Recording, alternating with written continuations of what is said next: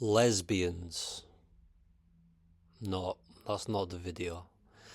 And I'm not saying lesbians are the sole reason as to why modern entertainment is awful. Come on, guys. In fact, I think lesbians are pretty cool. Though clearly some are to be blamed, and I will get on to that. But I bring this up to ask, have you ever encountered instances where out and proud gay women openly remonstrate against all men?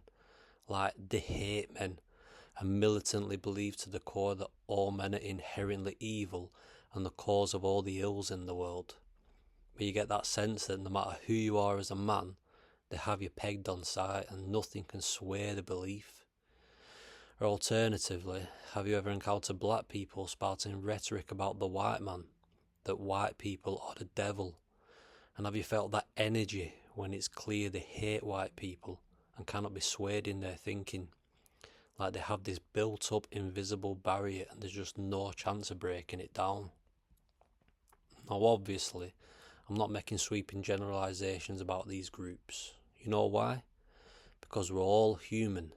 And listen, I've encountered racist, homophobic and sexist white people in the exact same way I've encountered racist, homophobic and sexist non-white people, men and women. In fact, I've suffered racial abuse for my being white, have encountered sentiment from brown people, the exact equivalency of what would be deemed white supremacy. And where I live, homeless people are white men, the poorest demographic is white people, and the people most at risk of rape are white women. So, if you're anyone who has been victimised, slandered or abused, whether it be for your sex, ethnicity or orientation, I hear you, because that is but one distressing aspect of tribalism and being human. Now I know already there may be some of you ready to educate me that this group has suffered more than that one, that these people benefit from X privilege over all others, like you're tallying up points on the scoreboard of victimhood. And it's interesting because you are right, privilege does exist in this world. All people aren't born equal. But the true privilege that I see on display in the Western world isn't with white people or straight people or men. The privileged today are the self-reinforced victims, the ones that find comfort in being a victim, that need an oppressive force to justify their own hatred. And more often than not, these victims are the people who have had the luxury of being educated within the system that itself was born out of true privilege. And here's the thing, guys, within the Western world, the people who set this course decades ago were white people, but they were from upper class backgrounds, and upon realising how good they had it and seeing how minorities were being treated at the time, how women were being marginalised, how those in power abused their station for greed, white guilt was born. And these privileged few decided they were going to do something about it. But what these people in the educational system failed to see at the time was that while they were privileged, most people who looked like them weren't. And this is the unfortunate truth that has led us to the culture war today. This is the reason why, for decades, the privileged who did go to college were indoctrinated into this way of thinking, that white men are the root cause of all the ills in the world, and it has seeped into every nook and cranny of leftist politics, commerce and entertainment. It is reinforced daily onto minorities that all white people are their oppressors, like we all get together at the local milk drinking contest and agree to be shitty to people of colour. That term, by the way, is exclusionary of white people by design, while also denoting we are lacking in something. Hence the reason you'll often encounter this hatred expressed by people claiming white people don't have a culture of their own, and is symptomatic of the backward, divisive thinking which makes inclusive, harmonious multiculturalism truly attainable. People genuinely believe it's white people's turn to be second-class citizens, that we are guilty for the sins of our fathers. Now, I don't know about you, but my forefathers weren't slave owners or lords and ladies of the land, but in fact the peasants toiling that land which was stolen from beneath them.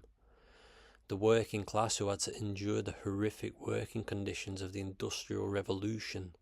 The soldiers and widows led into numerous wars at the behest of the powerful. The underclass struggling through Tory theft, and subjects under the rule of the monarchy still to this day. And now we're being told to be ashamed of the colour of our skin and slowly becoming minorities in our own lands with the ever-increasing threat of violence, rape and cultural cleansing. But still, I'm not going to claim victimhood for what I haven't personally experienced, and I truly feel empathy for what all humans have had to endure throughout history, whether it be slavery, discrimination, persecution, violence.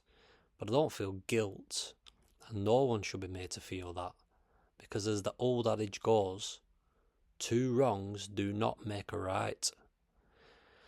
But with regards to entertainment specifically, we are now living through the endgame of what was set in motion decades ago, and the self-reinforced victims are now calling the shots. But what these people, these indoctrinated, don't realise, and they can be gay, trans, white, black, brown, female or fucking furries, that as it stands in the Western world, they are the most privileged people to have ever existed in the entirety of the human race. And nothing exemplifies this better than the recent TV show The Acolyte and showrunner Leslie Headland, whose privilege is that she has grown up in the first world, in a country that by culture and by law accepts and protects her as a lesbian, something that doesn't happen in large parts of the world. She's received an education, has made a living as a screenwriter in Hollywood, has married the woman she loves, and has been headhunted by Kathleen Kennedy to create a show in the Star Wars universe with a $180 million budget in which she had full creative control and has been paid handsomely for it. And with her privilege, she has done what all too many of her ilk are doing, abusing her station to perpetuate the myth that she, her kind, is a victim, and that you, the audience, the unwitting oppressors simply hoping to enjoy some escapism and entertainment from the franchise you've enjoyed in the past, must bear witness and be lectured to. But not only that, and this is ultimately the crux of what you routinely see these days with these privileged few who are gifted these opportunities to work on already established and beloved works, because fuck meritocracy, is that given the opportunity she had, her main motivating factor in all of this was spite. Spite for the man who created that franchise, spite for the majority male audience that enjoyed that franchise, and spite that she could never create something like Star Wars herself. And it is that same insecurity that rears its head in racists, sexists and homophobes that has also infected the far left. She doesn't love Star Wars. She hates it, because in her warped worldview it represented to her the patriarchy, and now she has fallen into the same trap that the hate-filled far left falls into, that they have now become the very thing they thought they were fighting against.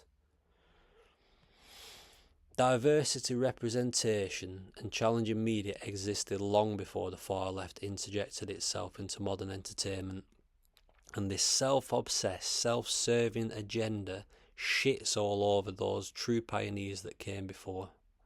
How disrespectful they are. But I assure you, Kathleen Kennedy and Leslie Headland knew this reaction was coming. It is, after all, what they wanted, because superseding creating a work of craft and merit that anyone can enjoy is gaslighting their perceived enemy into outrage, and in turn reinforcing their status as victims of the patriarchy. So this, guys, is why your favourite things are being dismantled and destroyed. Not because the far left are simply trying to be inclusive and making the world a better place, But because these narcissists are on an ego trip, and it's glaringly obvious at this point. And now I've seen plenty of people of all creeds and colours who know what's up and who are fucking fed up with being served this cringe cloaked as representation at the expense of good characters' story and in turn escapism. But I truly believe this period of the far left in positions of control is coming to an end. That this period will be looked back on with incredulity in the future. Because, as with any narcissist, the solution is easy. Pay them no heed. Starve them of the attention they crave. You are the capital. And as the audience abandons this trash for good and the math ain't mathing anymore, these hacks will be forced out of these positions. Vote with your feet, people, and learn to let go and devote your all too valuable time to stuff that deserves it. So that's my diatribe on the current state of modern entertainment. Much love to anyone who stayed long enough to listen to it. Hit me up in the comments, let me know what you think, and please give a brother a sub. Anyway, I'll see you next time. Peace.